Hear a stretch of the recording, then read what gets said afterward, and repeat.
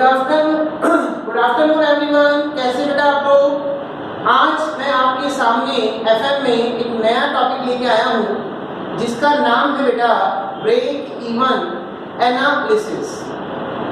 और साथ ही साथ हमारा बेटा ये कॉस्टिंग का भी एक चैप्टर कवर करेगा जिस टॉपिक का नाम है बेटा मार्जिनल कॉस्टिंग। तो इस चैप्टर के टोटल 3 नेम होते हैं, बता रहा हूँ कौन कौन से होते हैं बेटा। इसी को हम ब्रेक इवन एनालिसिस भी बोलते हैं बेटा। इसी को हम कॉस्ट, वॉल्यूम, प्रॉफिट एनालिसिस भी बोलते हैं। और बेटा इसी को हम कॉस्टिंग में मार्जिनल कॉस्टिंग भी बोलते हैं। तो इस चैप्टर के टोटल 3 नेम है। पहला नेम है बेटा ब्रेक इवन एनालिसिस। दूसरा बेटा इस चैप्टर का नाम है cost, volume, profit analysis. Short में इसको हम सीवीपी एनालिसिस भी बोलते हैं। कॉस्ट, वॉल्यूम, प्रॉफिट एनालिसिस को हम शॉर्ट में क्या बोलते हैं बेटा? CVP analysis. और इसी का बेटा एक नाम हमारे इस चैप्टर का जिसको हम बोलते हैं बेटा मार्जिनल कॉस्टिंग। देखिए सबसे पहले बात करते हैं बेटा ये ब्रेक इवन एनालिसिस क्या है। बेटा ये कॉस्ट, वॉल्यूम, प्रॉफिट एनालिसिस क्या है? बेटा ये मार्जिनल कॉस्टिंग क्या है? सबसे पहले हम ये डिस्कस करते हैं। देखिए आपसे कोई भी पूछे what is the meaning of break even analysis, आपसे कोई भी पूछे what is the meaning of CVP analysis, आपसे कोई भी पूछे what is the meaning of बेटा marginal costing, it is nothing. तीनों के तीनों बेटा एक टेक्निक का नाम है। I again repeat, break even analysis is a technique, cost, volume, profit analysis is a technique और marginal costing is also a technique. तीनों के तीनों बेटा किसका नाम है? केवल एक टेक्निक का नाम है। जो टेक्निक बेटा दो वर्डों के बीच में क्या रिलेशन है, दो टर्म्स के बीच में क्या रिलेशन है, वो हमें रिप्रेजेंट करती है। I again repeat, break even analysis is a technique, cost, volume, profit analysis is a technique और CVP marginal costing is also a technique. तीनों के तीनों केवल और केवल मात्र एक टेक्निक का नाम है। जो टेक्निक दो वर्ड्स के बीच में, दो शब्दों के बीच में बेटा क्या रिलेशन है वो हमें बताती है। अब वो दो टर्म्स कौन सी हैं, वो दो वर्ड्स कौन से हैं बेटा? ये डेफिनेशन हमने आपको एफएम के एक चैप्टर में और बताई होगी जब हमने आपको लीवरेज पढ़ाया होगा। लीवरेज में भी लगभग हमने यही डेफिनेशन बताई थी और यहाँ भी बेटा सेम डेफिनेशन अप्लाई होगी। Break even analysis is a technique, CVP analysis is a technique और marginal costing is a technique. जो technique relationship between two terms, किन्हीं भी दो टर्म्स के बीच बेटा क्या रिलेशन है वो हमें बताती है। और वो दो टर्म्स क्या है बेटा?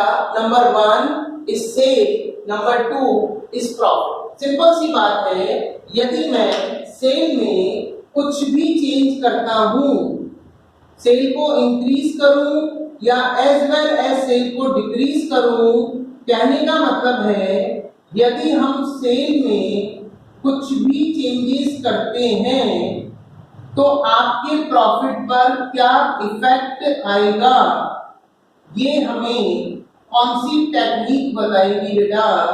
ये हमें बताएगी ब्रेक इवन एनालिसिस या सीवीपी एनालिसिस या marginal costing. I again repeat, break even analysis is a technique, CVP analysis is a technique, marginal costing is also a technique. जो टेक्निक दो टर्म्स के बीच में, दो वर्ड्स के बीच में क्या रिलेशन है बेटा? वो दो टर्म्स कौन सी हैं?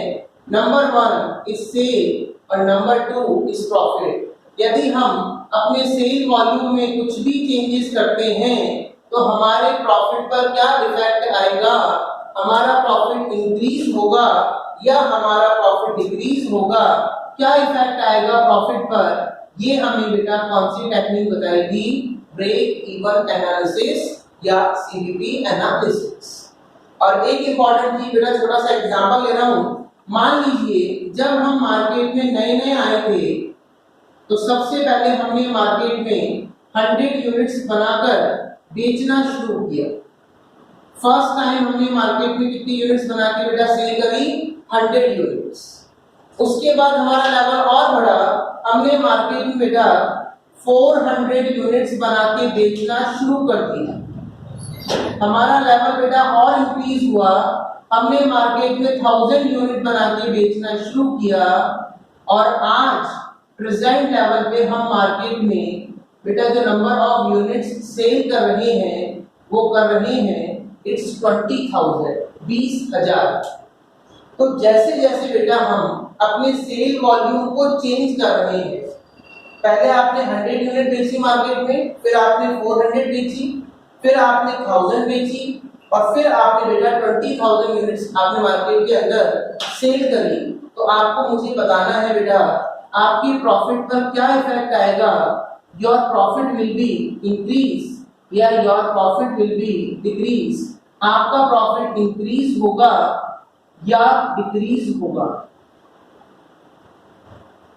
यदि हम अपनी सेल को चेंज कर रहे हैं, बार बार सेल में बेटा इंक्रीमेंट कर रहे हैं, सेल आपकी इंक्रीज हो रही है, तो आपके प्रॉफिट पर क्या इफेक्ट आएगा, your profit will be increase या प्रॉफिट विल बी डिक्रीज, ये आपको बताना है।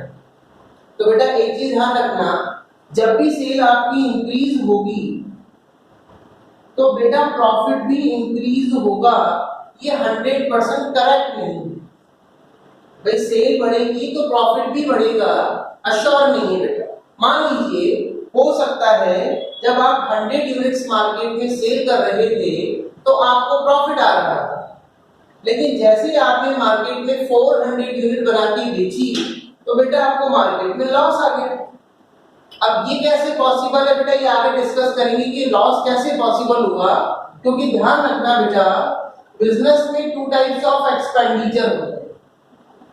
एक होते हैं बेटा वेरिएबल एक्सपेंस या वेरिएबल कॉस्ट और एक होते हैं बेटा फिक्स्ड एक्सपेंस या फिक्स्ड कॉस्ट। हमने लीवरेज टॉपिक में आपको बताया भी था, वेरिएबल कौन से वर्ड से मिलके बना, वेरी वर्ड से। वेरी का मतलब होता है चेंज, जो एक्सपेंसेस बार बार चेंज होते हैं अकॉर्डिंग टू प्रोडक्शन, और फिक्स जिन पर प्रोडक्शन का कोई इफेक्ट नहीं पड़ता। तो बेटा